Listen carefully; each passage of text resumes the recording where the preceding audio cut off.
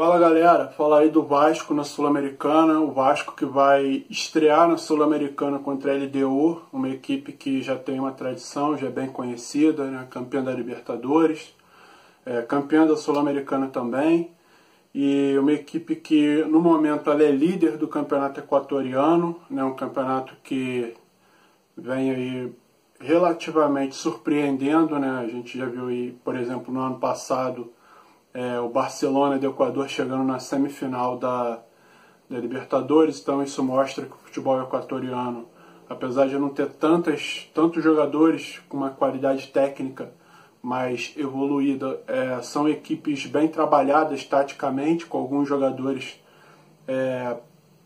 por característica do próprio futebol, jogadores de bastante velocidade, com uma certa habilidade, jogadores fortes. E a equipe da LDU no momento tem como destaque o Barcos, né? O Barcos é um dos artilheiros da equipe no campeonato equatoriano.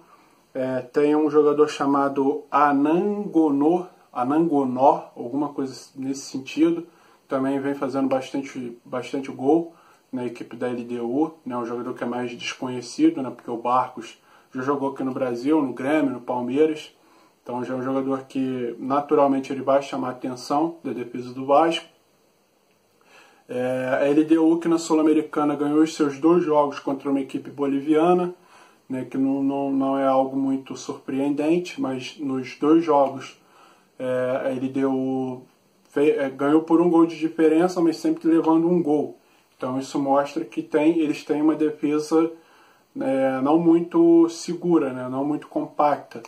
Então pode ser aí uma maneira do Vasco conseguir chegar no gol da LDU, né? Já que uma equipe boliviana, que, né, na teoria são as equipes que vêm com menor qualidade técnica, né? Então um futebol bem inferior à maioria dos países sul-americanos.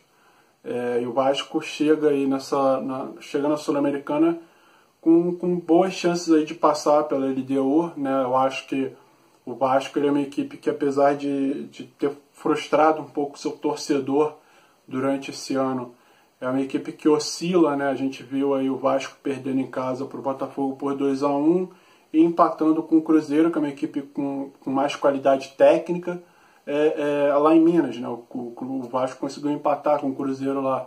Então isso mostra que o Vasco ele oscila bastante dentro da competição, né? Dentro do ano, aliás. Então esse mês de parada aí da Copa pode fazer com que o Vasco possa equilibrar, né, a sua defesa, o seu meio campo, o seu ataque e chegar no pós-Copa com uma equipe pelo menos que oscile menos, né, para enfrentar a LDU, que é uma equipe perigosa, mas não é uma equipe que vá trazer tantos perigos assim para o Vasco. Eu acho que o Vasco tem chance sim de passar. O maior problema do Vasco, assim como de outras equipes que não atravessam um bom momento, é essa oscilação muito grande, né? O Vasco empata para equipes de nível técnico similar e de maneira com rendimento muito abaixo, e consegue, por exemplo, jogar contra um Cruzeiro, uma equipe que é uma das mais técnicas do país, jogando muito bem, e consegue ir lá fora de casa empatar, né? Então isso mostra que o Vasco, apesar dos problemas, ele consegue, com a vontade e com a organização mínima, equilibrar os seus jogos com equipes mais fortes tecnicamente. Então eu acho que o Vasco tem condições sim de passar.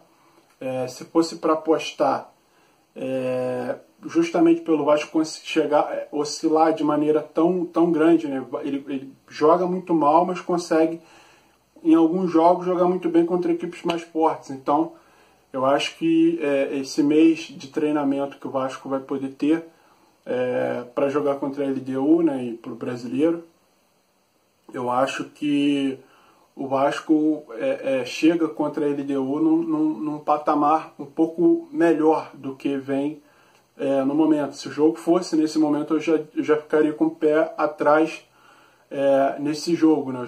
Eu já não teria muita confiança para apostar no Vasco, mas eu acho que a volta do Jorginho, que já teve um bom trabalho no Vasco, apesar de que eu acho que o momento era para o Valdir Bigode, né? Ele que já teve uma oportunidade ano passado e ganhou do Fluminense esse ano.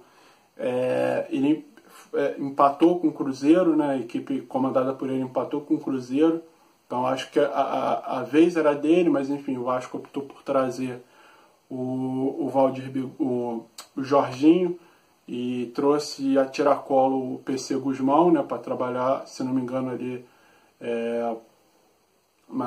fora da comissão técnica, se eu não me engano, né, não tenho certeza. Mas enfim, como eu disse aqui, o Vasco chega nesse jogo com uma leve vantagem, na minha opinião, porque, como eu disse aqui, o Vasco ele oscila nos dois polos, né, tanto no positivo como no negativo.